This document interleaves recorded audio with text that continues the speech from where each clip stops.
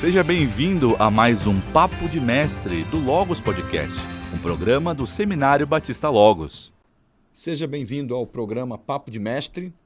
Este é um programa do Seminário Batista Logos e você encontra este programa em nosso canal do YouTube, Seminário Batista Logos, e nas plataformas de podcast. Neste programa você encontrará sempre 3 mestres, professores da casa, ou também esta mesa sendo composta por algum convidado, que estarão debatendo áreas, assuntos específicos de teologia ou do campo ministerial ou mesmo do campo do aconselhamento bíblico. Além deste programa, você encontrará 2 outros programas em nosso canal do YouTube e nas plataformas de podcast. Sabedoria para hoje, com devocionais em formato expositivo e 30 minutos de teologia, tendo um professor semanalmente abordando um assunto, um tópico em teologia ou no campo ministerial ou mesmo no aconselhamento bíblico. Meu nome é Wagner Amaral, eu sou diretor do Seminário Batista Logos e neste primeiro programa estou acompanhado de 2 professores da casa. Olá, eu sou o Thiago Moreira, sou professor e ideão acadêmico aqui do Seminário Batista Logos e é um prazer estar com você para conversarmos sobre teologia e sobre a vida cristã.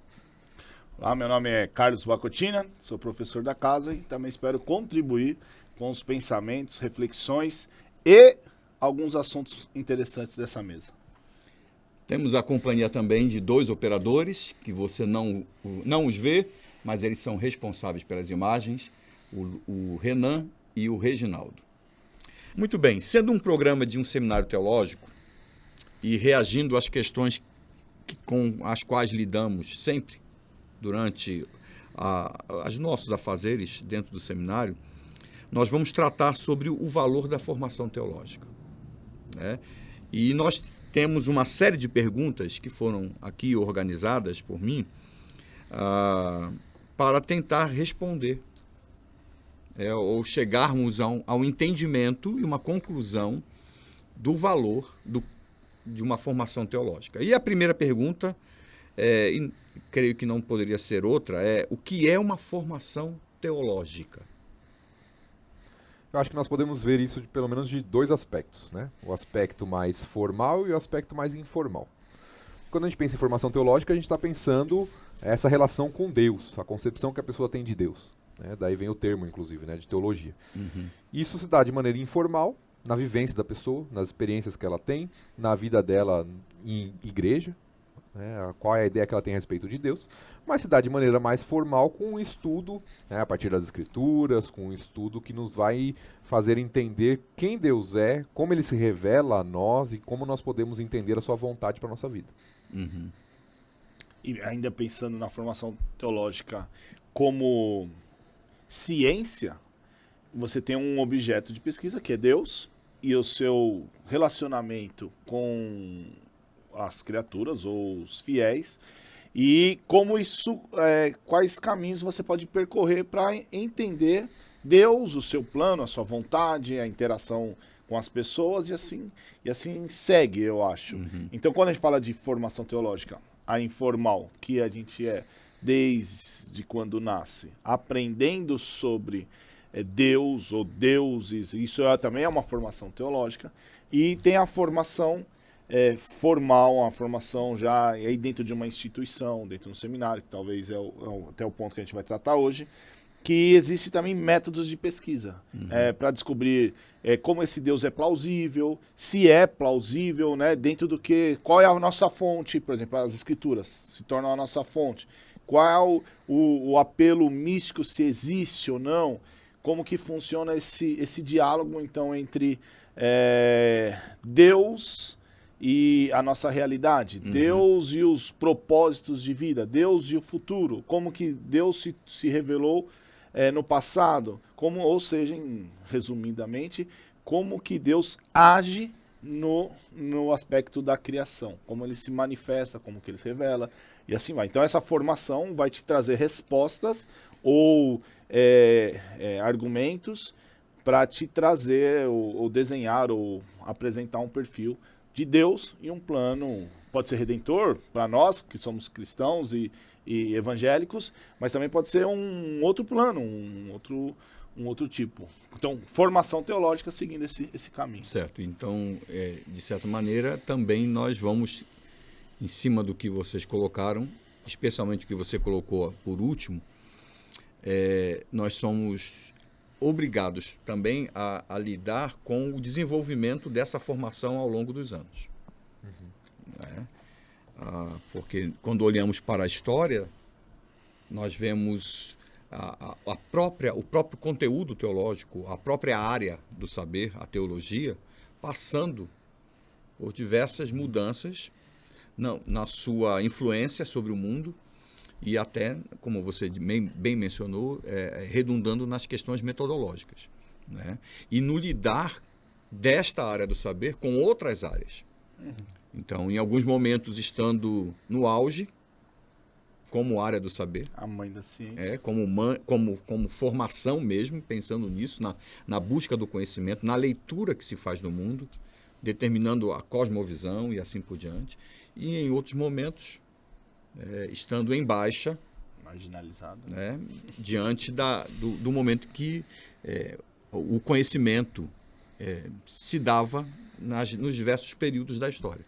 Tá certo? E também interagindo com o seu momento histórico, respondendo perguntas do seu tempo. É isso, sim. Porque foi até citado aqui pelo pastor Carlos, né, sobre a criação. Uhum. Isso é um debate que se tornou mais presente em certo momento da história, por causa de teorias que surgiram a respeito, né? Sim. Então a teologia ela sempre vai interagir com dilemas da sua época. Okay. Isso é inevitável na própria formação teológica. Uhum. Muito bem, então pensando nisso, uma segunda pergunta é: quem deveria estudar teologia? Eu tenho duas perguntas aqui que foram acopladas. Quem deveria estudar teologia? E qual o objetivo em ter uma boa formação teológica? Eu acho que nós já começamos a responder esta segunda aqui. Mas quem deveria e qual o objetivo em ter uma boa formação teológica? É o primeiro ou você? Por favor. Obrigado, hein? Então, quando a gente pensa quem deveria, de forma geral, todos deveriam estudar teologia. Até porque fazemos teologia diariamente. Quando eu procuro respostas do divino ou sobrenatural, eu estou fazendo teologia. Agora, eu não sei se um é o ideal, se todos conseguem ou podem fazer. Por isso, se torna também um grupo mais seletivo de quem faz uma formação teológica. E aí, dependendo do propósito de vida. Então, o camarada ele vai ser um pastor, ele vai ser um missionário, ele vai ser um líder religioso, ou ele vai trabalhar numa determinada área da igreja que precisa de um determinado conhecimento bíblico ou teológico. Então, essas pessoas, você tem um recorte aqui de pessoas que fazem teologia com esse propósito, que vai vir a pergunta depois da igreja.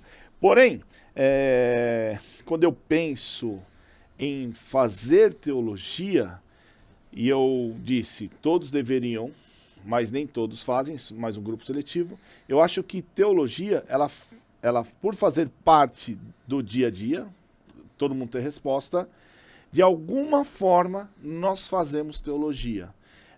Agora não é nem o formal, nem o informal, mas, por exemplo, se eu perco uma criança, um filho, eu quero respostas. E nesse momento, eu vou através ou através do meu pastor, ou através de um artigo, ou através... Então, eu também estou buscando e consumindo teologia, entendeu? Para trazer uma resposta. Então, eu não sei se eu consegui ser claro, é o seguinte... Vai depender de um conteúdo, vai estar atrás de um conteúdo para encontrar a resposta. Exatamente. Então, e aí, assim, então todos deveriam fazer, mas nem todos fazem uma teologia formal dentro de uma instituição, só aqueles que talvez, e eu estou falando do nosso cenário, que precisam trabalhar com isso no serviço do Senhor, nesse trabalho. Porém, todos nós ainda, de um pouquinho, não ideal, mas eu busco um conteúdo específico para um momento específico, uma área específica da minha vida. Eu acho que, então, por isso que temos hoje muito material sobre teologia por aí, desde de um folheto numa parede até um canal de YouTube, alguma coisa assim, que você vai encontrar material de teologia, a pessoa vai aprendendo ou sendo formada em teologia. Certo. E acho que aí entra um pouco um perigo também, né? Porque nós podemos fazer boa ou má teologia. A gente vai conversar um pouquinho mais sobre isso à frente, mas eu acho que a importância da formação teológica para todos, como o pastor Carlos começou respondendo, ela é fundamental nessa questão do dia a dia. Porque às vezes a gente pensa num curso de formação teológica, e muito na visão da nossa época, de uma formação para exercer um serviço em determinada área, um trabalho ou algo do tipo. Mas quando a gente pensa na formação teológica, claro que isso está envolvido na formação de pastores, de missionários, como foi dito, mas ela é fundamental para a minha vida, né, para o meu dia a dia. Então, se eu tenho uma boa formação teológica, um bom conhecimento de quem Deus é, de como Deus administra seus planos, de como eu reajo às situações da vida, isso é bom para a minha vida com Deus, isso é bom para a minha vida com as pessoas, isso é bom para o meu exercer o propósito de Deus para a minha vida no mundo. Por isso que eu acho que a formação teológica é importante para todos, né? Todos aqueles que são do Senhor deveriam buscar uma formação teológica de qualidade. Agora, isso não significa necessariamente que a pessoa vai ser um pastor ou um missionário. Às vezes as pessoas têm essa ideia, né? Eu vou para o seminário porque eu vou ser um pastor. Mas não necessariamente isso, né? O seminário está para servir as igrejas, nesse sentido também de ajudar a igreja numa boa formação dos próprios membros, para capacitar não só para o serviço, mas para a vida em todos os aspectos. Certo. Então, veja bem, o que vocês estão colocando é que há possibilidade real de se aplicar a formação teológica a todas as pessoas, sem exceção. Ok? Bom, é claro que há um diferencial. Se nós formos considerar aqueles que são do Senhor, especificamente no sentido de acreditar em Deus e de buscar viver, ter um prisma, né, um prisma cristão e procurar viver dentro desse prisma, então nós temos dentro desse grupo pessoas que vão estar envolvidas integralmente em um ministério ou vão ter uma atividade, e aí nesse sentido a formação é importante para elas. No sentido geral, para aquele que não vai se enquadrar nisso aí, então é necessário até como discípulo. Sim. Se nós considerarmos o que as Escrituras apresentam e falam acerca do ser discípulo, sendo a missão da igreja isso, e sendo até o nosso propósito de vida, de proclamar o Senhor, né? Como diz Pedro lá em 1 Pedro 2,9, que nós somos povo de propriedade exclusiva, a fim de proclamar as virtudes daquele que nos chamou das trevas para a sua maravilhosa luz. Então, nesse sentido, é o que você está colocando, que todo mundo precisa se aprimorar e se aprofundar numa visão teológica. E talvez, e aí eu vou acrescentar aqui, talvez não só por essa questão específica de atividade e tal, mas pela razão que as Escrituras estabelecem para nós de nos dar uma cosmovisão, né? De ser importante na nossa mudança de vida. Agora, isso pensando, eu ainda estou pensando aqui no contexto cristão, no contexto daqueles que são do Senhor. Sim. Porque se nós pensarmos naqueles que estão fora disso, vamos pensar talvez naquele que não acredita na pessoa de Deus. Até para este, dependendo do objetivo, estudar teologia pode ser interessante, pelo menos apologeticamente. E ele pode estudar ciências, que é considerado ciências fora da teologia, mas que se torna algo religioso, que em si não deixa de ser uma teologia. E se a gente pega o povo de Deus, desde quando a formação do povo do Senhor, quando eles saem do Egito, ali Deus separa, e ele não fala ele vai trazer a sua lei, ele fala, ó, ensina seu filho, que é Deuteronômio capítulo 6, ensina seu filho quando você acordar, na hora que você estiver andando com ele. Em resumo, ele fala, ensina o quê? Que lá em cima, assim, existe só um Deus de Israel, um Deus que é o Deus Criador, o Deus Todo-Poderoso. Então, para uma sociedade em si, sempre esteve, e aí agora eu vou tirar até fora, né, do cristianismo, mas em qualquer época, você vê sempre que as sociedades elas estão amarradas com um lado político, social, e ao mesmo tempo um lado religioso. E esse lado religioso, ele traz teologia. Você pega as nações antigas, você tem ali um deus, ou deuses, que elas vão, de alguma forma, impor ou legislar sobre o grupo. E para isso o camarada tem que fazer teologia. Porque, só definindo, teologia não é estudar a Bíblia. Fique bem claro, porque para nós, somos cristãos, é a nossa fonte, certo? Mas muita gente faz teologia sem Bíblia. Por quê? Porque a ideia de conhecer Deus, e eu estou pensando fora do cristianismo, tá bom? Então, você vê que teologia, ela está, desde o princípio, no âmago, na essência do ser humano, de aprender como se relacionar com esse Deus. Isso, para mim, é entender teologia. A gente tem os índios aqui que, de alguma forma, eles vão pensar esse contato com Deus dessa forma. Ok. É aquilo que nós vemos muito na história e até os dias de hoje, é fazer teologia numa linguagem, numa roupagem filosófica e assim por diante. Ok? Sim, que não deixaria de ser teologia, né? Ou não? Uma formação teológica, para nós hoje cristãos, vai envolver as escrituras. Mas as pessoas fazem teologia e têm formação teológica fora das escrituras. E isso é uma formação teológica? É uma formação teológica. Se é certa, é outros... Tá. Como diz o Bill Moore, outros 500. Né? Agora, se nós formos afunilar essas perguntas, pensando, por exemplo, no contexto de uma faculdade ou de um seminário, um centro de formação teológico conservador, né? Vamos pensar agora...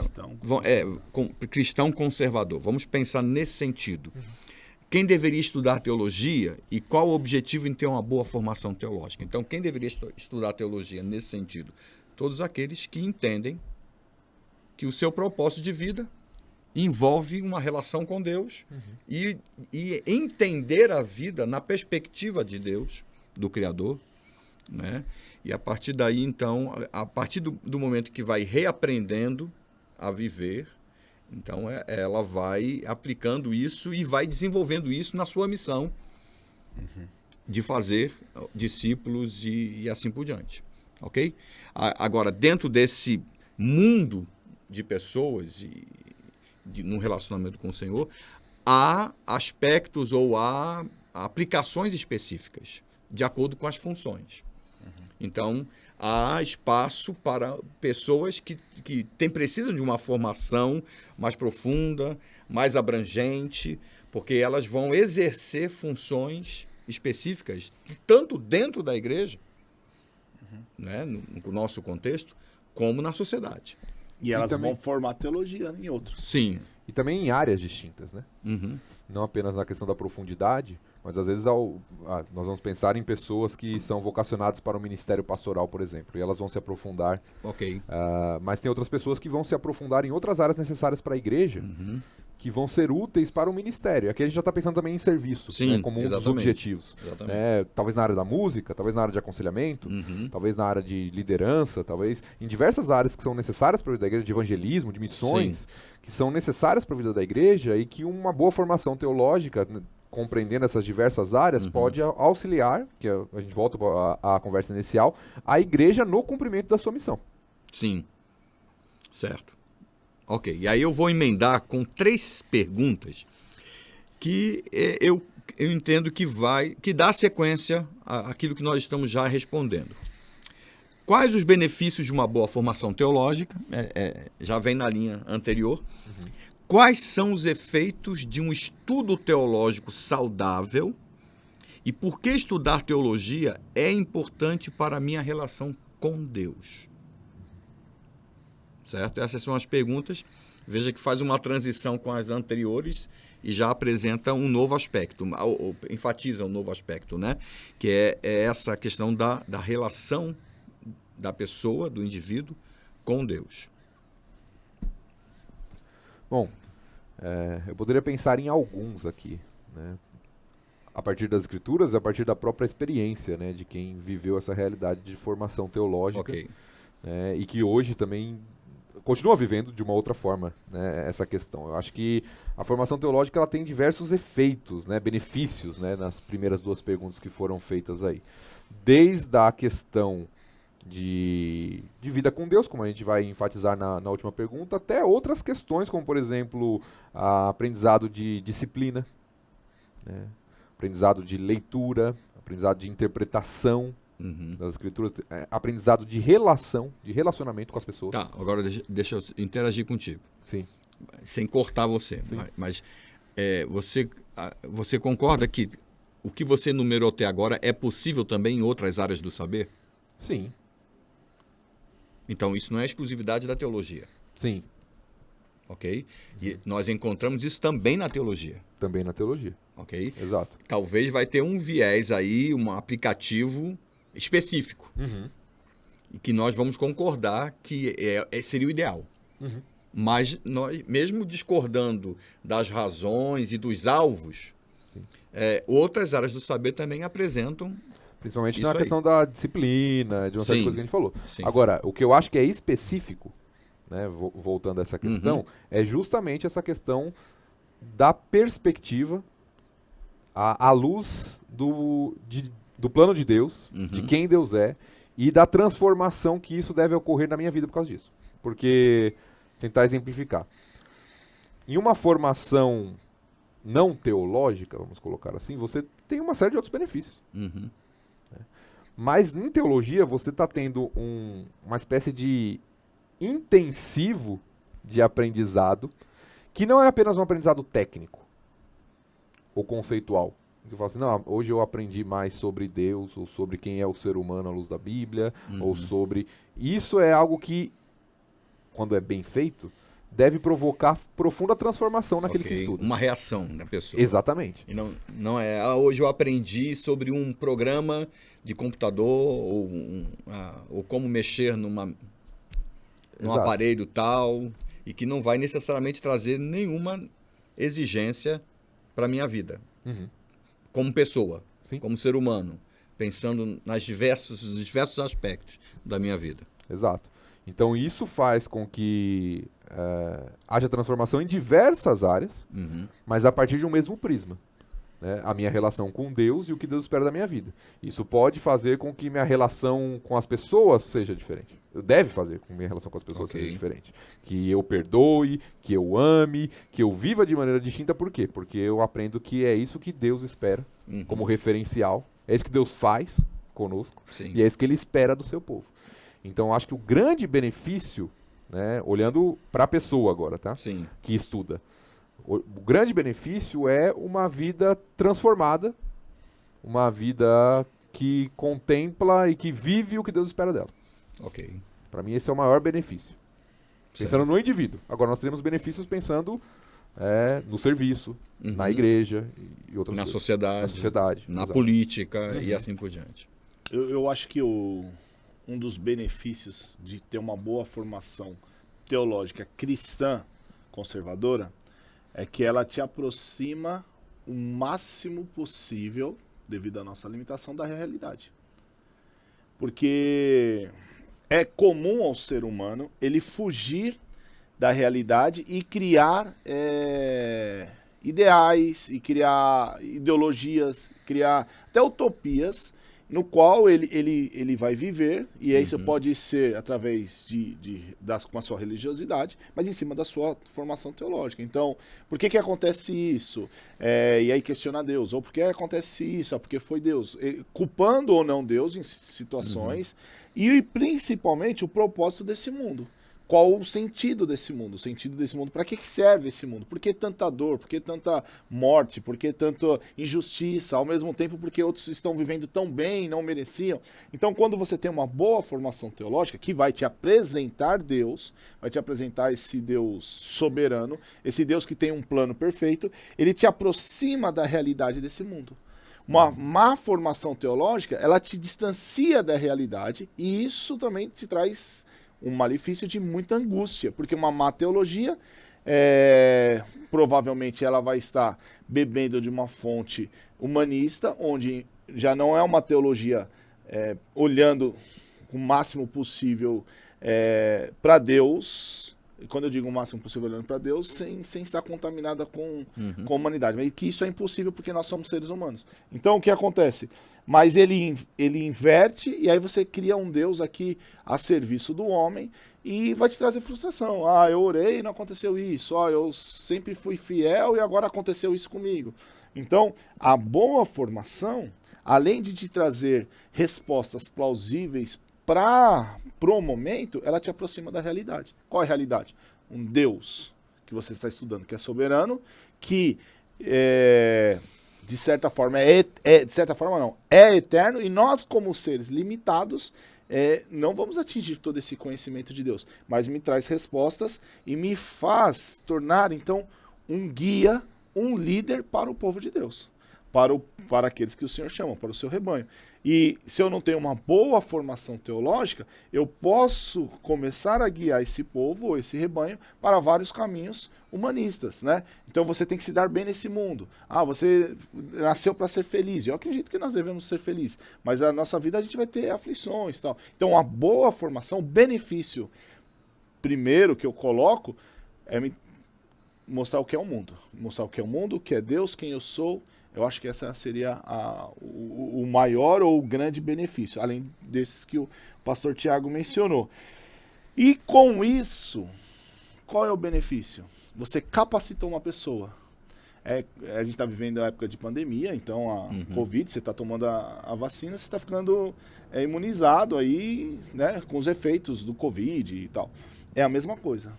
A boa formação, uma teologia saudável, ela te protege dessa sedução de seguir aquilo simplesmente que você enxerga, aquilo que é palpável, aquilo que está no seu controle. Enquanto que a teologia, apontando para um Deus, nos leva a depender de Deus e deixar que Ele esteja no controle. Eu acho que esse seria, talvez, na minha opinião aqui, o maior benefício, o maior ponto. Certo. Interessante, porque, veja só, se por um lado nós temos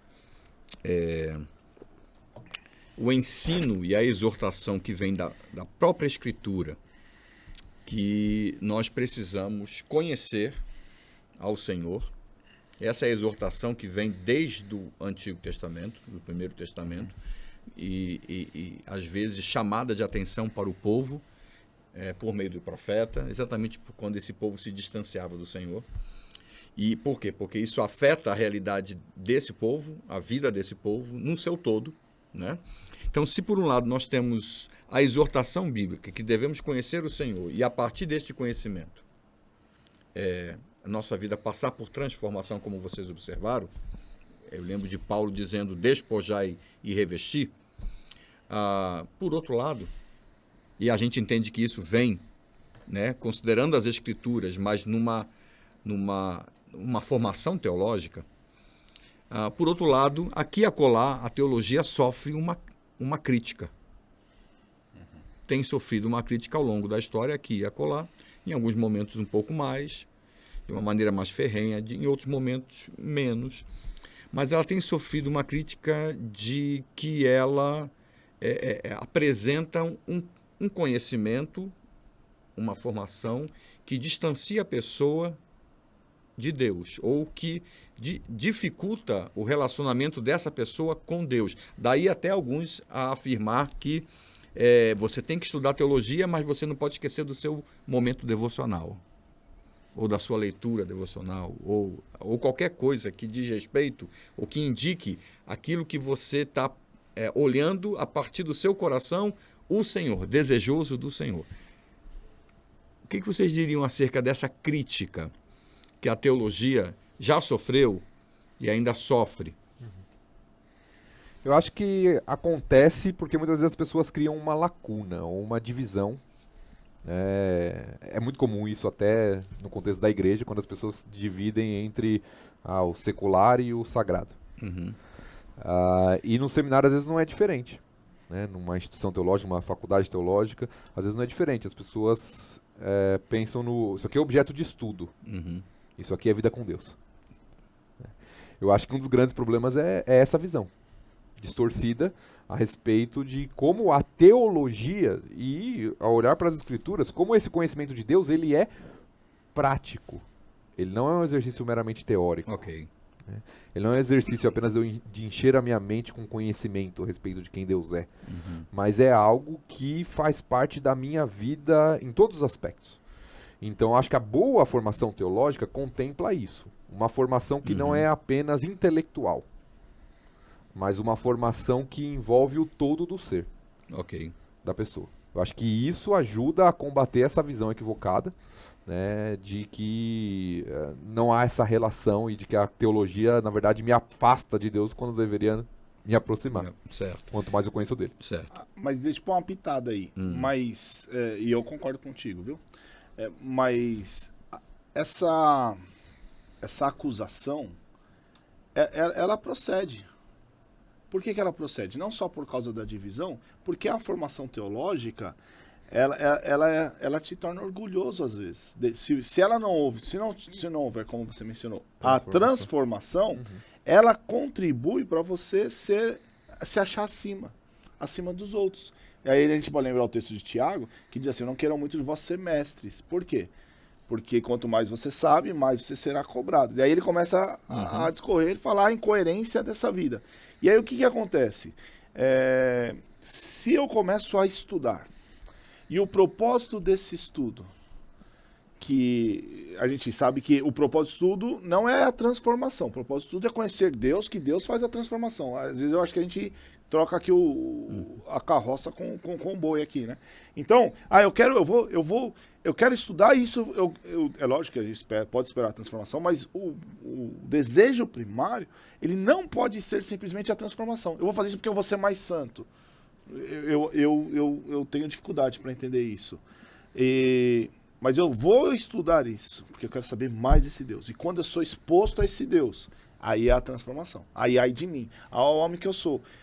O problema tá o quê? É que as pessoas estão sendo expostas, às vezes, ao Senhor, através do estudo, como uma ciência comum. E aí eu me torno, eu sou um conhecedor. Você não sabe, eu sei. E isso acontece. Por quê? Como nós falamos na pergunta anterior, apesar do estudo teológico, a formação teológica deveria ser para todos, mas ela é seletiva hoje.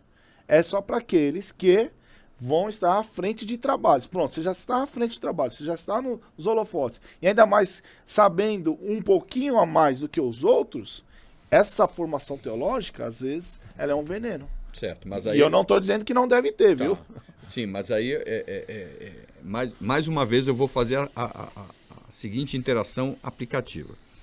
Essa mesma realidade que você está colocando com a teologia... É para outras ciências. É para qualquer outro saber. Né? E aí isso acontece, e aí eu vou pegar a expressão que ele usou, isso acontece quando a teologia não é, ou a formação teológica não tem o conteúdo, ou não tem o conteúdo devido, ou não é bem estabelecida, né? Ou não é bem digerida, também pela pessoa. É isso que eu estou dizendo. Ou o conjunto de tudo isso. Ou em partes ou o todo. Né? Mas aquilo que deveria acontecer não acontece. Sim, isso é possível, a gente concorda. Sim, mas por isso que a acusação ela é legítima em alguns casos, porque a gente encontra isso. Então eu acho que a próxima pergunta vai nos... Deixa eu só pontuar algo aqui que eu acho que é importante. Eu acho que a próxima pergunta ela já vai nos ajudar nessas reflexões, porque já vai nessa linha que nós estamos trabalhando aqui. Mas pode ir. Não, enquanto o Carlos falava, eu fiquei pensando, talvez o maior exemplo disso nas escrituras sejam os fariseus. Pessoas que conheciam muito bem a lei, mas que eram totalmente distantes do Senhor. Né? E aí a gente acusa eles hoje, né? Sim. E a acusação é verdadeira. Mas ao mesmo tempo... Mas não necessariamente correta. Na forma, na sua forma. Não, sim, mas a acusação a gente acabou de confirmar. Os fariseus, eles... Certo, não, deixa ele concluir, porque senão a gente vai perder a conclusão dele, mas aí a gente volta a entender isso. Mas aí eu acho que ao mesmo tempo, qual que é a solução que as escrituras apresentam para isso? Eu acho que essa é a pergunta que a gente deveria buscar. Né? Porque a solução que as escrituras apresentam para isso não é a ausência do conhecimento. Porque a gente pode cair para dois lados, né? Sim. Então se tem maus exemplos aqui, eu vou para o extremo oposto. Então se aquela pessoa lá fez uma formação teológica, se tornou alguém arrogante, tal, então eu Então, não vou... logo, toda a formação teológica exato, redunda em... um silogismo errado, né? Aham. Qual que é a solução que as escrituras apresentam? É um conhecimento submisso. Humildade. É um conhecimento que gera humildade, dependência, submissão a isso Deus. aí. É isso aí. Eu estava colocando, agora respondendo, reagindo ao que o Carlos falou, porque quando a gente fala dos fariseus, sim, é um fato, mas não necessariamente da maneira como normalmente se fala. Qual é a ideia qual é a conotação que se tem de fariseu e que se ganhou no decorrer da história? Fariseu é hipócrita. É a ideia de falsidade, é a ideia de mentiroso. E aí quando você vê Paulo dando o testemunho dele, lá aos Filipenses, na sua carta. E ele diz, quanto à lei, fariseu. Isso é um elogio. Sim. Certo? E diante da lei, impecável. É uma virtude. E na justiça, impecável.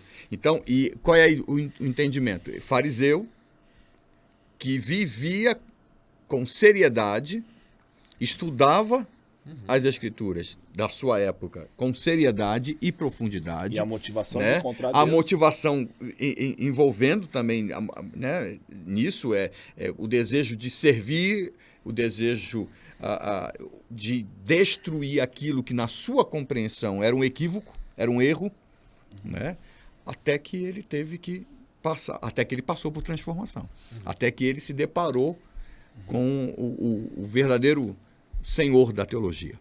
Né? Agora lembrando também... Então, veja, aí só para concluir, de qualquer maneira, era um erro, ok? Mas não necessariamente da forma como as pessoas se acostumaram a repetir na questão dos fariseus. Até porque a formação dos fariseus, ela não era tão boa assim. Não era uma formação teológica boa.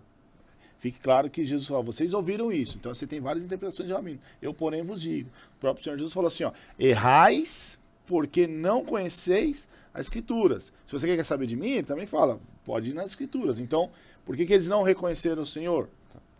É lógico que tem sempre uma questão, a ação do Senhor, mas eles, apesar de conhecer, eles não conheciam as Escrituras ou com a interpretação, pelo menos, correta das Escrituras, porque eles são um problema chamada a atenção ali. Problema de todos os tempos também.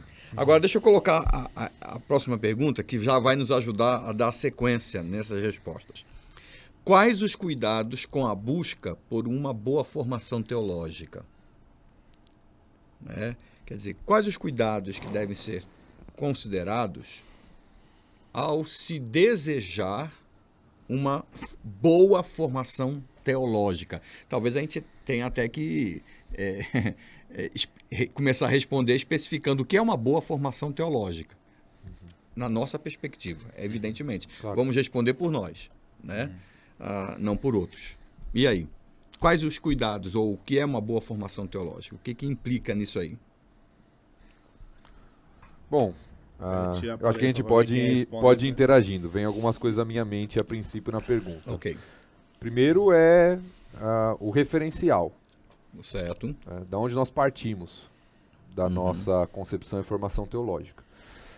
Então, da nossa visão, como já foi dito, as Escrituras como palavra de Deus. Ok. Como fonte. Como fonte, onde Deus se revela a nós. Então, uma boa formação teológica deve contemplar o referencial, né, que é o Senhor e aquilo que nós podemos conhecer dele. Seja por meio da revelação natural, mas especificamente falando agora, por meio da revelação das Escrituras. Certo. Daquilo que nós conhecemos na palavra de Deus. Logo, então, diante do que você coloca, um cuidado em buscar uma boa formação teológica implica em considerar esta formação, seja pensando em pessoas responsáveis por essa formação, ou instituição, etc., que considere as Escrituras como revelação de Deus. Exato. Certo? Esse seria um primeiro, talvez, fundamental cuidado. Inspiradas. Né? Inspiradas, inerrante, e assim, por isso inerrante e assim por diante. Sim. Ok? Ainda pensando nessa busca, e a gente está dizendo o seguinte, qual o cuidado você deve ter na busca, certo? Por uma formação. Na busca por uma boa formação Uma boa teológica. formação. Então, se uma pessoa que está nos assistindo agora, qual é o conselho? Primeiro, não acredite em todo mundo que fala que tem uma boa formação. Por quê? Porque ninguém vai falar mal da sua própria formação. Não venha estudar aqui no Seminário Batista Logos porque nós temos uma má formação. A gente não vai falar isso, vai. Mas a nossa formação é boa. Por quê? Porque daí tem um referencial, tem os critérios, né? Ok. Bíblia, professores e tal. Então, eu acho que o primeiro cuidado, não caia no conto da sereia ali de que aqui é o melhor. Pesquise, avalie. Qual que é, e aí partindo porque o que o pastor Tiago disse. Qual é o referencial? O que você tem? Outra coisa, se tem história. Por quê? Eu estava pensando até essa semana, né? Coisas que não são tão sólidas, elas são passageiras. Então, eu acho que na própria Escritura, se isso não for do Senhor, se com o tempo passa, lembra? Eu acho que tem ali no tribunal do Senhor.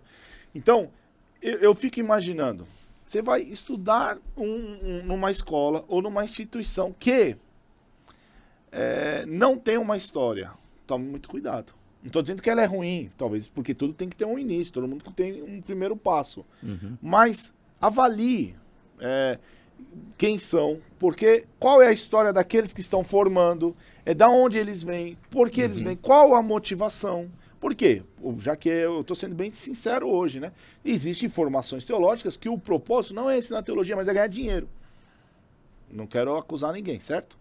Mas existe isso, a gente sabe, como em qualquer área, você pode até interagir agora e falar assim, em qualquer área, sim, é a mesma coisa, tem faculdade, que não é o camarada formar um médico, não é formar um engenheiro, um profissional, o cara monta uma faculdade que ele quer ganhar dinheiro, e existe isso também no meio teológico. Sim. Então, veja, se eu estou falando dos cuidados, o camarada também tem que pensar isso, então por isso olha para a história.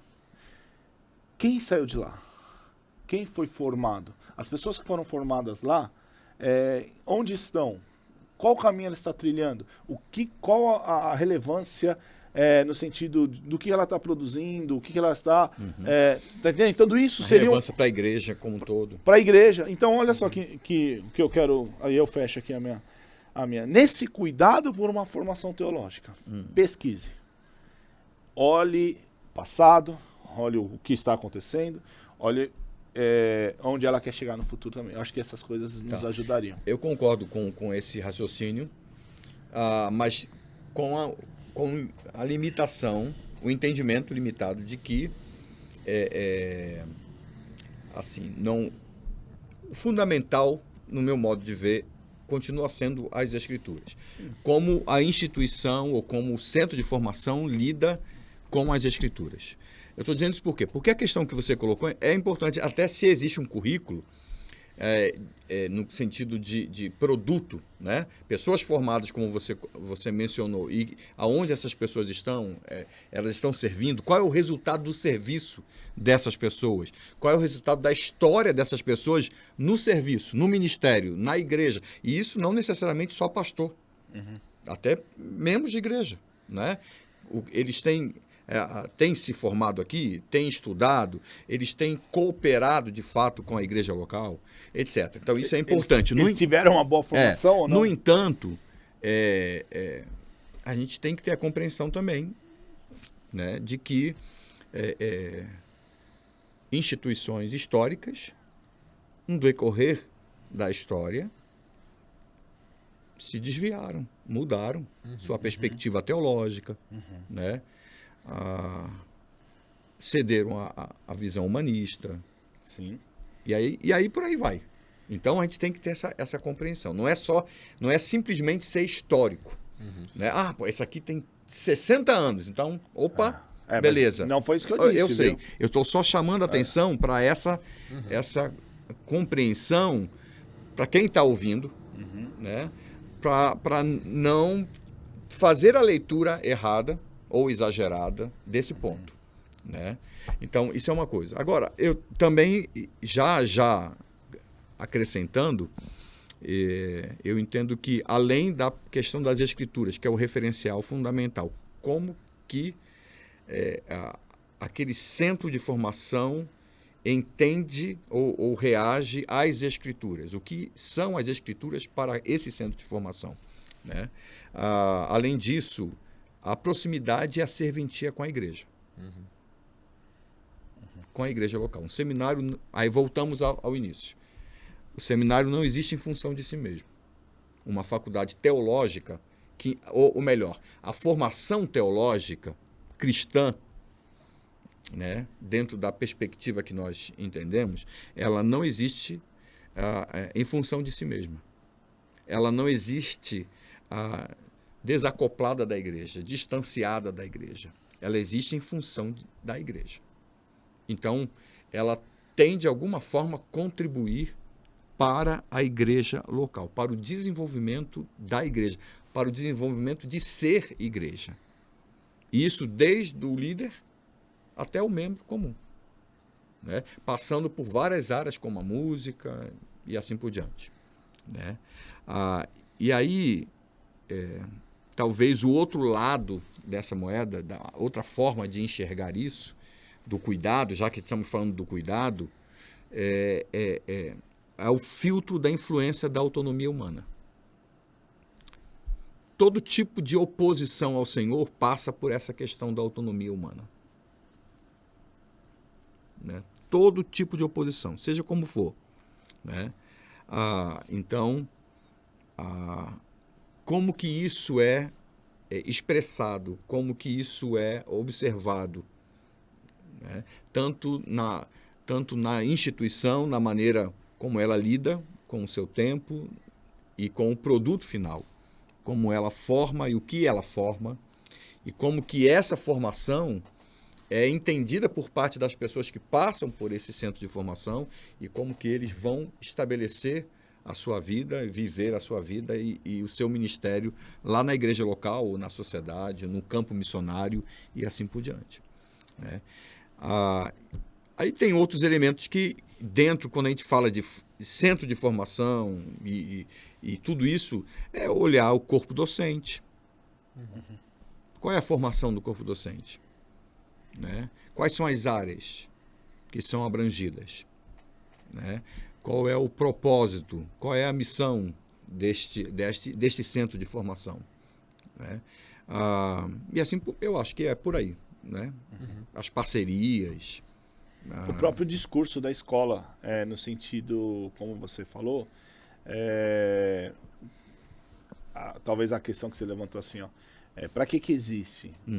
A resposta dessa pergunta te ajuda a saber se é uma formação teológica boa ou não. Por quê? Pensando que uma boa formação te transforma, te torna um servo a servir. Se o discurso já não responde a essa pergunta, ele não responde de forma satisfatória, que é servir, o seminário, ou seja, ele também não está para servir, a formação ela não vai ser desassociada disso. Então a formação vai ser ruim. Uma formação boa empurra você para servir na sua igreja. Eu acho que isso é um bom cuidado, um bom filtro também. Então, me responda a pergunta, para que existe esse seminário? Esse seminário existe porque nós queremos que as pessoas saibam o máximo possível de Deus. Cuidado. Porque talvez entra naquela outra questão que a gente falou, eu vou saber muito, muito, muito, mas não me quebra, não me serve. E você me fez pensar aqui agora que talvez a pessoa que vai procurar um centro de formação teológica, visando uma formação teológica, talvez ela tenha que começar a sua busca, a sua filtragem, perguntando para si mesma, qual é o meu propósito? Para que eu quero fazer teologia? Ou a formação completa, né, formal, ou mesmo estudar uma matéria ou outra, o que existe e muito, e é admissível isso, né? Nós temos vários alunos que estão nesse perfil de estudar uma ou outra matéria, algumas matérias no decorrer do semestre, não necessariamente pensando no ministério pastoral, por exemplo. Sim. Né? Mas pensando em conhecer mais, em crescer, em se desenvolver, e se desenvolver como marido, como esposa, como filho, como pai, e assim por diante. Como líder na igreja, como líder na sociedade, como profissional. e assim vai. Agora, então, talvez a pessoa tenha que perguntar qual é o propósito? Qual é o objetivo? O que eu quero com essa formação? Porque se a resposta for, um exemplo, pode ser, mas se a resposta for, eu quero conhecer mais ao Senhor, um exemplo de resposta, e quero servir melhor ao Senhor, inclusive talvez descobrir aonde e como o Senhor quer que eu sirva. É claro que essa resposta ela não vem exclusivamente de um seminário, ela vem mais da igreja do que do seminário. Exatamente. Isso é responsabilidade, inclusive, da igreja. Né? Não, o seminário não substitui a igreja nesse sentido, mas ele vai ajudar. A partir do momento que a pessoa começa a estudar e lidar com informações e áreas, ela pode perceber, o Senhor pode mostrar para ela aonde e como Ele quer que ela sirva. Então, se ela entende, se ela responde, é para conhecer melhor o Senhor e, consequentemente, para servir em conformidade com a sua vontade, então ela vai olhar para os centros de formação e isso vai ajudar a filtrar. Exato. Concordo. Certo. Gênero, número e grau. Ok. Nona pergunta. Aliás, nona aqui, mas a gente foi acoplando, juntando perguntas, né? São quantas perguntas? E tem mais duas ou três, depende do tempo. Quais são os meios de formação teológica hoje? Fala aí você agora. Fala que você veio falando pra mim dentro do carro agora aqui, ó. Quais são os meios de formação teológica hoje? Bom, eu acho que a gente acabou de dizer aqui, né? Ao pelo menos citar dois, né? A igreja, os centros de formação, nesse sentido, os seminários, as faculdades, os institutos teológicos.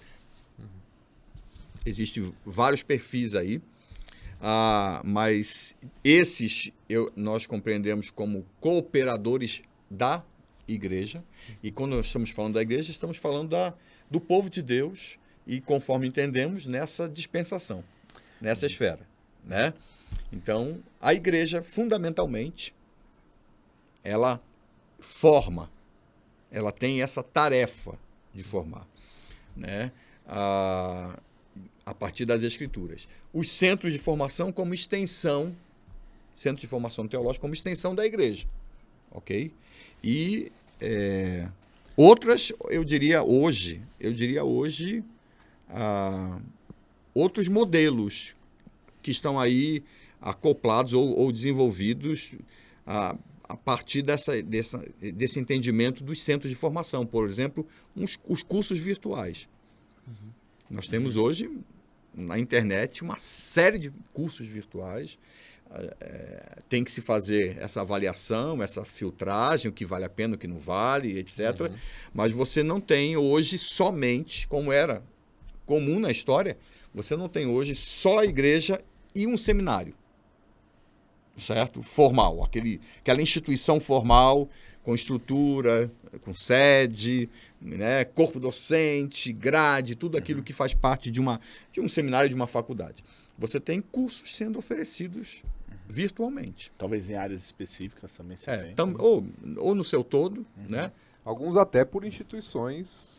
Sim, ok. Só muda a forma. Aí já é uma instrumentalidade, eu diria. Né? Se a gente fala em instrumentalidade, a gente tem cursos formais presenciais, cursos formais virtuais, online. Né? Nós temos cursos em formato breve, né? De capacitação e outros programas diversos, podcast, né? Hoje por causa da internet. Mas deixa eu fazer uma pergunta. Sim. É que eu não sou tão antigo assim. Sei. Aí talvez... Só na alma. Vocês podem me responder.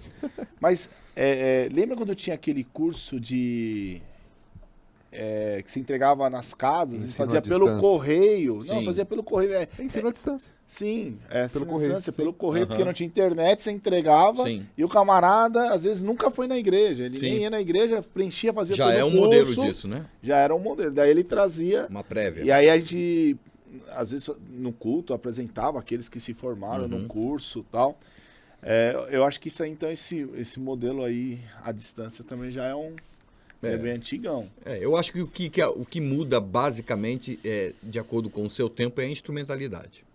Por exemplo, hoje existe formação em formato diferente, como o que estamos fazendo aqui. Né? Você tem conteúdo sendo compartilhado gratuitamente via YouTube, via podcasts e assim por diante. Né? Isso é conteúdo. Isso eu acredito que, pelo menos para muitos, como no nosso caso, é feito com a intenção de contribuir com o despertamento, com a formação e com a qualificação da igreja como um todo, pensando no indivíduo e pensando na coletividade. Sim. Então, não existe só aquela formação, né, já conhecida historicamente de tem que se matricular, vir em aula. Hoje nós fazemos, nós ministramos as aulas híbridas, né? Aula presencial, aula online, isso tudo ao mesmo tempo. Existe o EAD, que é o modelo que você já mencionou anterior, hoje no formato bem superior, bem melhor. Agora, aí eu vou jogar outra pergunta, tá? Não sou eu que estou fazendo as perguntas, mas vamos trocar aqui. Eu vi um líder religioso dizer certa vez que existe muita informação hoje devido aos métodos. Que nem na hora que você falou do conteúdo que me veio isso à mente. Sim. Então você tem hoje, se você quer saber sobre a volta de Cristo, você digita lá na internet, vai para você. Você quer saber sobre, sei lá, o dilúvio. Mas ele disse o seguinte: existe muita informação e pouca formação. Se eu entendi o que ele disse na época, é porque você começa a ter pequenos bloquinhos, como se fosse um quadro, um quebra-cabeça, e aí você tem as pecinhas, mas a imagem não está formada. Por quê? Porque as pecinhas, está faltando um buraquinho aqui, falta o olho ali, falta aqui a pecinha, e aí você não tem essa formação. Porque os conteúdos, eles têm que interagir, completar um. Isso.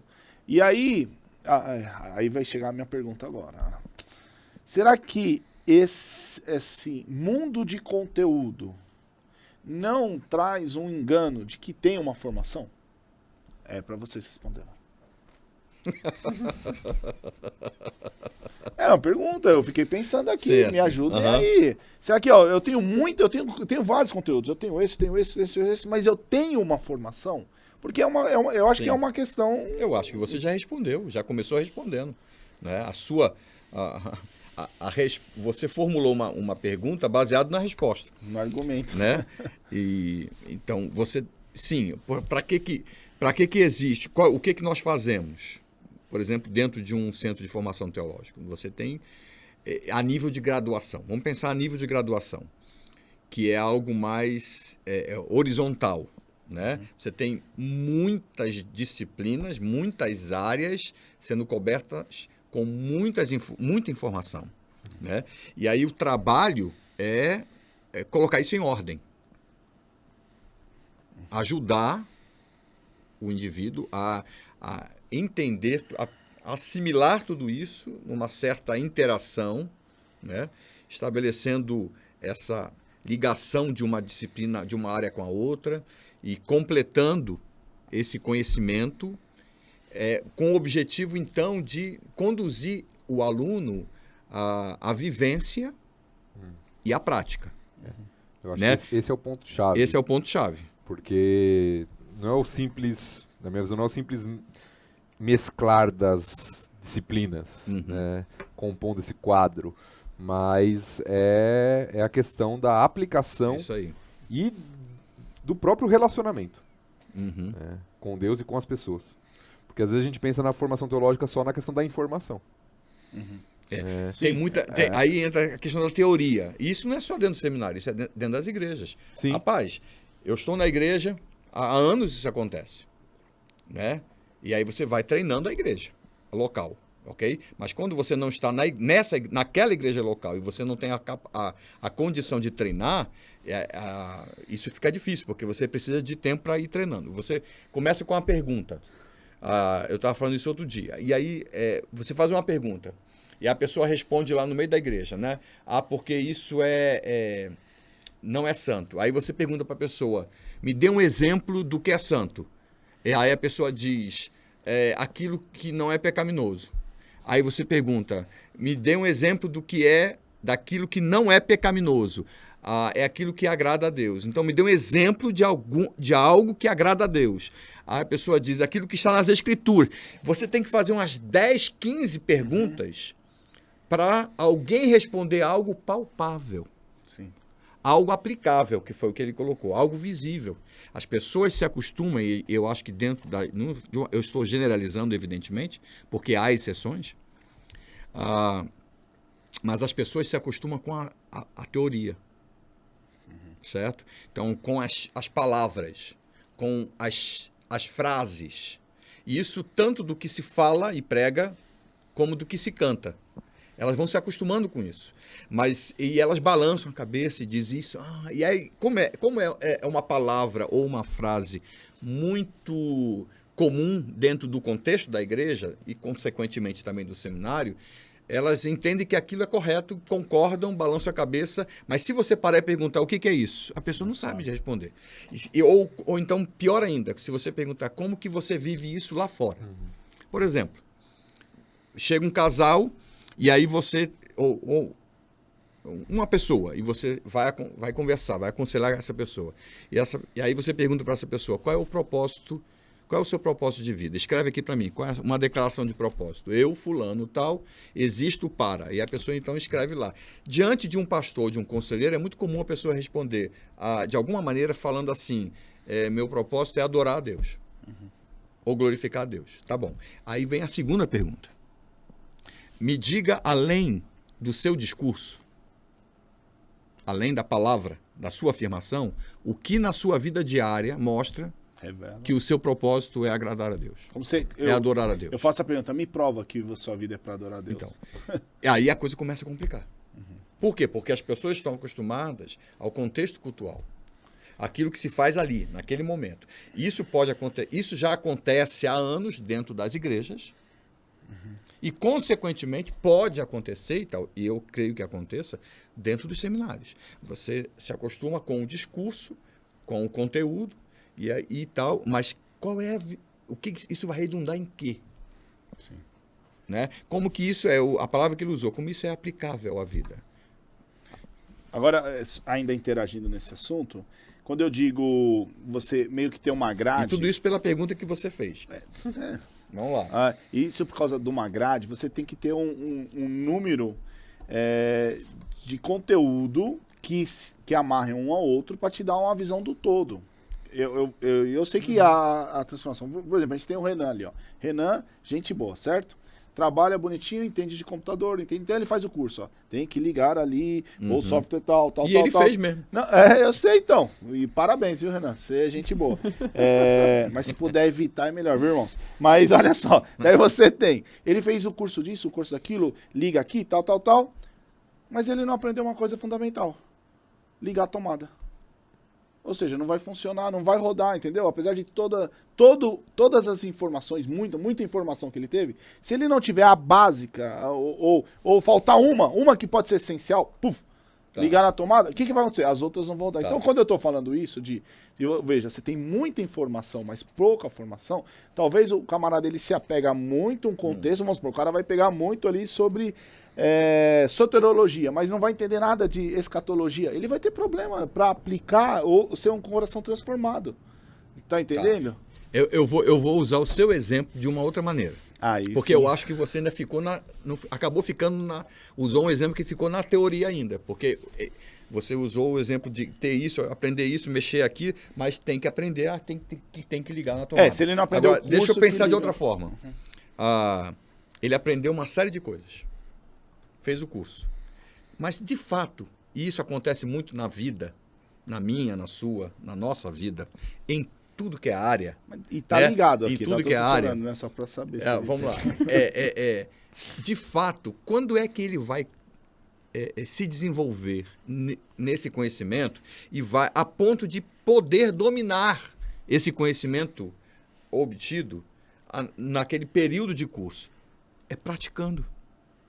É estando aqui dia após dia, semana após semana, fazendo, mexendo, ligando, tal, e testando, tendo iniciativa, errando e tentando consertar. E daqui a um tempo, ele vai ter o domínio disso. É igual nós. Nós hoje estamos no primeiro programa, Papo de Mestre. Certo?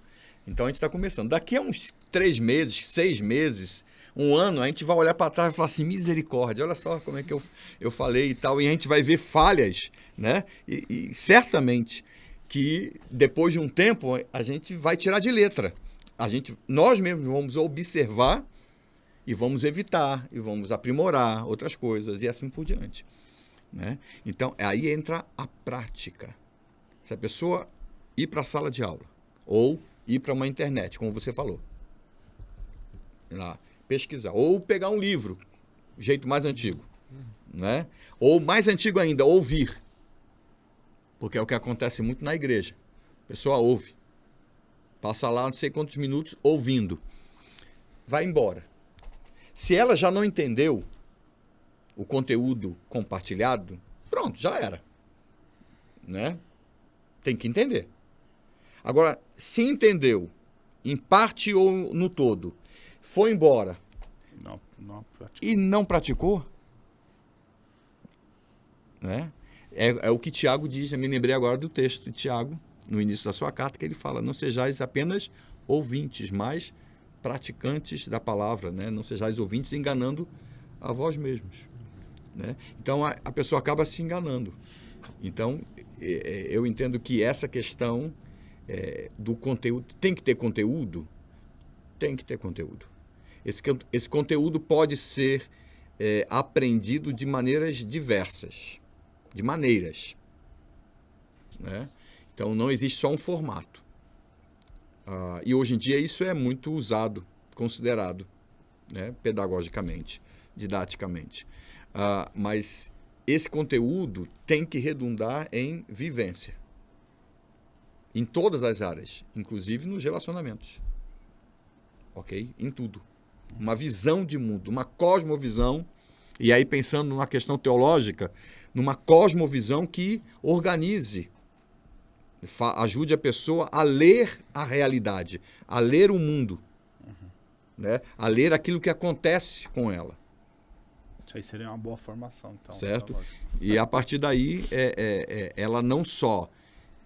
Como resultado disso, eu diria que dessa praticidade, ela seria usada também, ela se disporia a ajudar outras pessoas a isso. Isso entra no que nós entendemos de fazer discípulo, que é o papel da igreja. Agora você imagina a igreja vivendo essa realidade numa proporção grande, gigantesca. Imagina o resultado disso na vida da igreja e na vida da sociedade. Vou nem essa pergunta, então. Tá? Bom, a última pergunta. Última pergunta, então. A formação teológica é isenta de conteúdo e estratégias intencionais? Não. E nem deveria ser. Né? Eu acho que até pelo que nós já comentamos, né? Existe não só conteúdo, como estratégia, forma de provocar algo, uma reação esperada.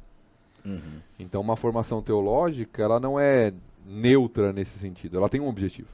Okay. Ela tem um conteúdo a ser administrado e um resultado esperado na formação de determinada pessoa. Então, isso pressupõe que hajam objetivos, conteúdos que já tenham um pressuposto por trás. Então, a gente falou de alguns pilares, né, naquela pergunta que a gente falou, algumas coisas que deveriam... Cuidados. Né? Uma boa formação teológica, ela parte de pressupostos. De pressupostos que a Bíblia é a palavra de Deus, como a gente falou, referencial. Nós vamos partir daqui as Escrituras. Claro, vamos estudar o porquê, vamos entender o porquê, é evidente que vamos. Mas há um pressuposto. Né? Há um pressuposto que é importante na própria formação do aluno. Ok. Se você pensar numa formação teológica que não seja propositiva, você vai para qualquer lugar, né? você segue a moda ou segue aqueles cuidados que a gente falou. Você segue o secularismo, você segue o humanismo. E aí, então, temos a tendência sempre a ir para o que é mais fácil e mais gostoso, mais prazeroso. Então, sim, a formação tem que ter um propósito onde nós queremos chegar, metodologia, como fazer e principalmente a fonte, o referencial de onde a gente surge. Ok. Eu acho que a gente vai concordar que não existe área do saber, não existe movimento intelectual, seja o que for, não existe com isenção, no sentido de neutralidade. Mesmo que se identifique dessa forma. Ok? Mas não existe. Né? O cuidado e o esforço para a honestidade intelectual, isso tem que existir e é fundamental, inclusive, eu diria, na teologia. Fundamental em qualquer área do saber. Mas até por aquilo que a teologia apresenta a partir das Escrituras, é fundamental para a gente. Que nós temos que nos esforçar, né, a ser honestos na leitura que fazemos do conhecimento, das fontes e assim por diante. Até porque nós já temos a informação de que nós né, temos uma inclinação.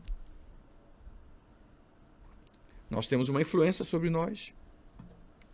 Nós temos um sistema existente, um sistema que não é isento também. Ok? Um sistema que, segundo as Escrituras, é coordenado por alguém, por Satanás, e que não tem isenção nenhuma, né? E que cria um ambiente propício para que a natureza humana, a natureza pecaminosa, influencie o indivíduo. E à luz das Escrituras, à luz da revelação do Senhor, nós sabemos que toda esta influência que nós mencionamos agora, o sistema, o próprio inimigo e a natureza humana, eles têm o objetivo claro de afastar o indivíduo, a criatura, do Criador. Esconder. Esse é o objetivo. Como vai fazer? E aí existem formas variadas, mas esse é o objetivo. Né? Então nós já temos essa inclinação. E sabemos também que, como indivíduos, nós somos, por esse mesmo tripé aí, nós somos movidos ao ego. Né? De uma maneira muito primária, nós somos movidos a nós mesmos. O que redunda em idolatria. É um assunto que nós vamos tratar no futuro, certamente. Né? Mas, ao saber disso, então, aí entra a questão que Paulo estabelece, e eu estou lembrando aqui, de Efésios, a questão de vivermos coerentemente a vocação que recebemos do Senhor, Efésios 4:1, e vivermos com humildade, quer dizer, com submissão ao Senhor. Ou a gente se submete ao Senhor e a coisa começa a andar, ou a gente, por outro lado, a gente vai viver de acordo com a vaidade dos nossos próprios pensamentos. E essas são as opções que as Escrituras apresentam.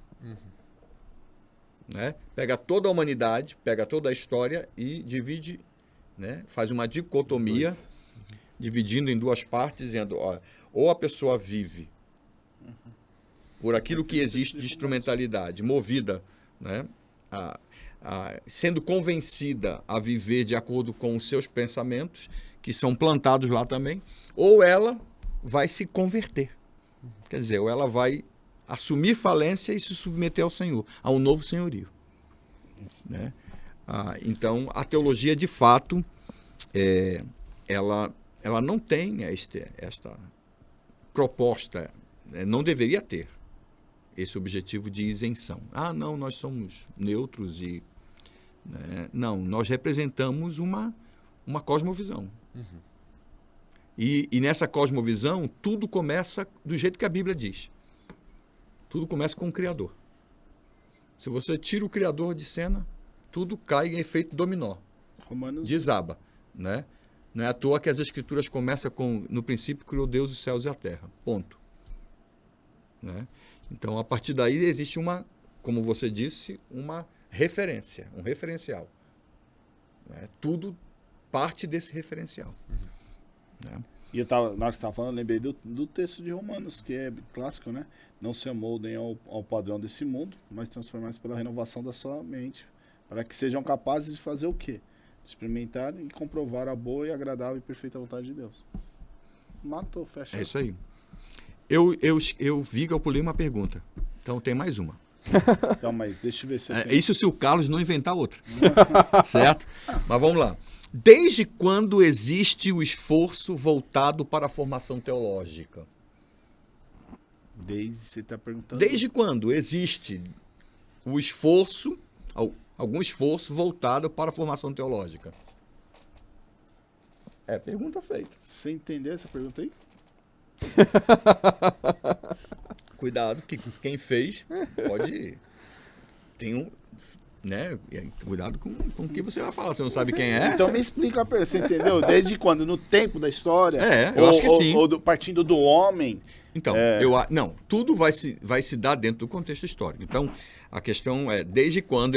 A pergunta não define um contexto específico. Então, eu imagino que está se falando o contexto histórico. Desde quando existe o esforço voltado para a formação teológica? Se a gente for pensar, a gente definiu lá no começo a formação teológica de duas formas, né? Informal e mais formal. Se nós for pensar na informalidade, eu acho que ela sempre existiu, né? Uhum. Nós vamos olhar para a história, já textos até já citados aqui, quando a gente olha lá para Moisés instruindo o povo, né, de inculcar nos seus filhos, né? Ok, Deuteronômio 6. Deuteronômio capítulo 6. Perfeito. Então você tem, desde quando você olha lá para a formação do povo de Deus, isso já estava contemplado. Né? A formação no conhecimento de Deus e na submissão aos planos de Deus. Ok. Né? De maneira informal. Agora, de maneira formal, nós vemos isso, né, no decorrer da história através do próprio povo de Deus no Antigo Testamento como instituição, no Novo Testamento na igreja, né, como igreja, e até com grupos específicos, né, de formação de pessoas. Né. Certo. Então, Seja no âmbito individual, né, no discipulado, no mentoreamento, sim, seja no contexto mais coletivo. sim. Né? A gente encontra no Antigo Testamento, até isso é discutível, né? Mas a gente encontra as escolas de profetas. Sim. Né? E a gente encontra os profetas sempre com algum, aqui e acolá, com alguém ao seu lado, andando com ele, aprendendo. No Novo Testamento, Paulo, discipulando pessoas. Ok, é isso aí. Né? Inclusive, incluindo essas pessoas na praticidade, na prática, enviando para cá, enviando para lá, com missão específica para desenvolver. Né? O Senhor Jesus Cristo, Com os 12. levantando pessoas especificamente para poder formar essas pessoas, e tendo sequência na história dessas pessoas. Depois, na própria história da igreja, os monges, né, que você Ok. tinha os monastérios. Ok. Então, acho que sempre, e daí depois com aquela, infelizmente, a ideia de retirar Deus da história, ou seja, trazendo a razão, a gente vai lembrar de Kant, de John Locke, que essas pessoas você vai também trazendo instituições para responder de forma, eu vou pôr entre aspas, tá? De forma científica, entendeu? Ou sistematizar uma teologia que a gente já tem isso, porque a gente tem, se a gente pensar de Agostinho, já no quarto século, se eu não estiver enganado, mas você tem antes também, mas de forma hoje mais próximo da gente, como faculdades ou como instituições, você vai encontrar essa turma aí.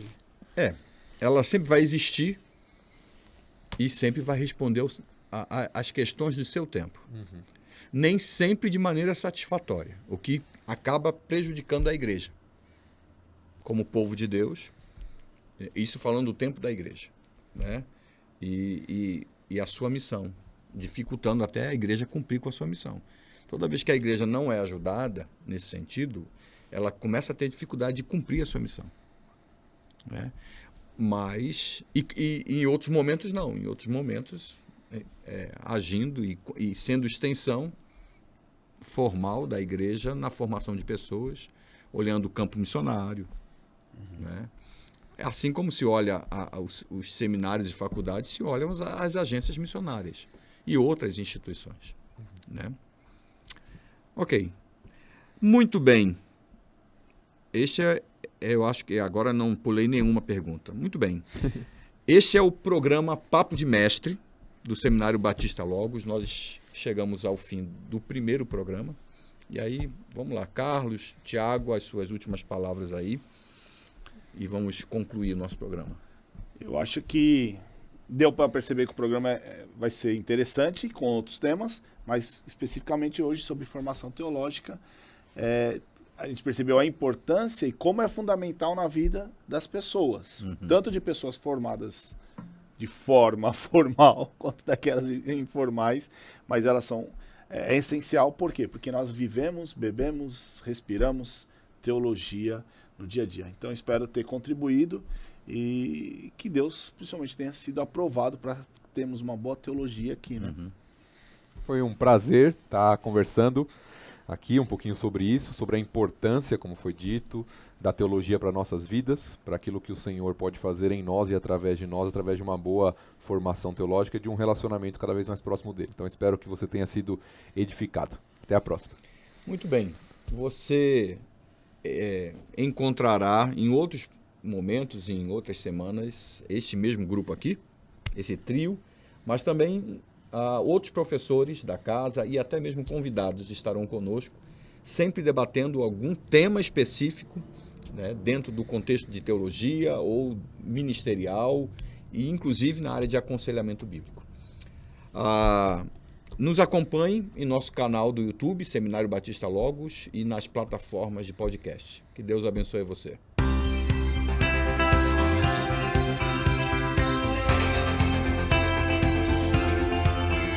Você está no Logos Podcast e assistiu a mais um Papo de Mestre, um programa do Seminário Batista Logos. Se inscreva, curta e compartilhe.